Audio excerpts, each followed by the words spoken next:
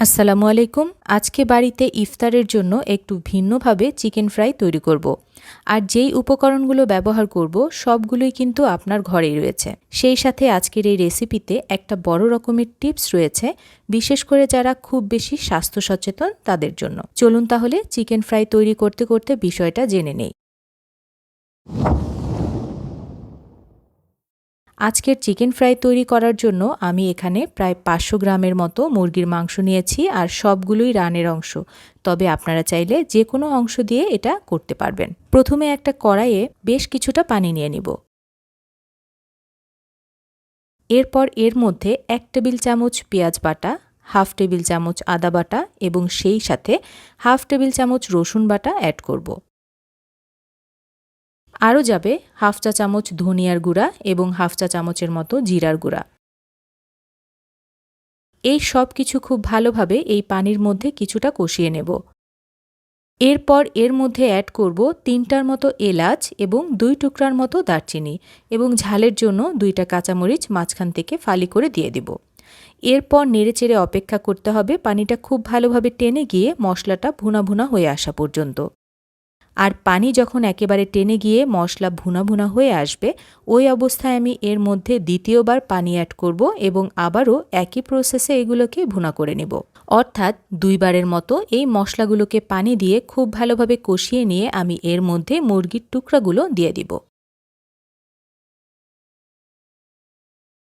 সেই সাথে পরিমাণ মতো লবণ অ্যাড করতে হবে। খুব ভালোভাবে মশলার সাথে মিশিয়ে প্রায় 2 থেকে 3 মিনিট রান্না করে নিতে হবে। এরপর এর মধ্যে পর্যাপ্ত পরিমাণের পানি অ্যাড করব, যেন মুরগির মাংসগুলো খুব ভালোভাবে সেদ্ধ হয়ে যেতে পারে। প্রিয় দর্শক, আজকের রান্নার মূল টিপস হচ্ছে, এইখানে এই মাংসগুলোকে আমি মশলা কষিয়ে সেদ্ধ করে নিয়েছি, কোনো প্রকার তেল ব্যবহার করিনি।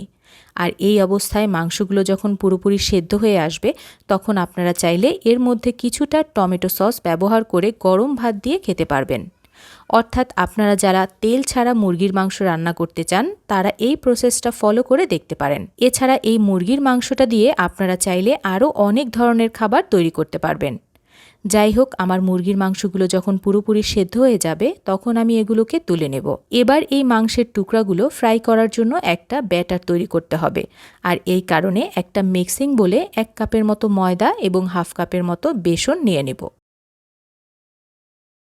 সব কিছু খুব ভালোভাবে একবার মিশিয়ে নিয়ে যে কাজটা করব, মাংস রান্না করার পর যে ঝোল বা মশলা রয়ে গিয়েছিল তা এই ময়দার মধ্যে দিয়ে দিব।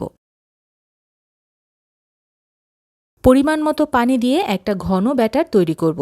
ব্যাটারটার ঘনত্ব এমন হবে, আমরা বাড়িতে আলুর চপ বা বেগুনি ভাজার জন্য যেরকম একটা মোটা বা ঘন ব্যাটার তৈরি করি ওই রকম। যেহেতু মশলার মধ্যে কিছুটা লবণ ছিল, তাই শেষের দিকে এসে আমি লবণটা চেক করে এরপরে পরিমাণ মতো লবণ অ্যাড করব। আমার ব্যাটার এবং মাংস দুটোই রেডি। এবার শুধু ব্যাটারের মধ্যে মাংসটা মাখিয়ে ভেজে নেওয়ার পালা। তেল খুব ভালোভাবে গরম করে আমি 2টার মতো চিকেন ভেজে নেব। প্রিয় দর্শক, এখানে আপনাদেরকে একটা কথা বলে রাখি, আপনারা যদি চান তাহলে এই চিকেনের টুকরাগুলো আপনারা আপনাদের ইচ্ছে মতো ভেজে নিতে পারবেন। অর্থাৎ চাইলে পানিতে চুবিয়ে ময়দার সাথে মিশিয়ে ভাজতে পারবেন, অথবা ডিমে চুবিয়ে ব্রেড ক্রাম্বস মাখিয়ে ভেজে নিতে পারবেন। যেহেতু রমজান মাস, আমি ইফতারিতে বাচ্চাদেরকে দিব, তাই আমি খুব বেশি ঝামেলা না করে একটা ব্যাটার তৈরি করে তাতে ডিপ করে ভেজে নিচ্ছি।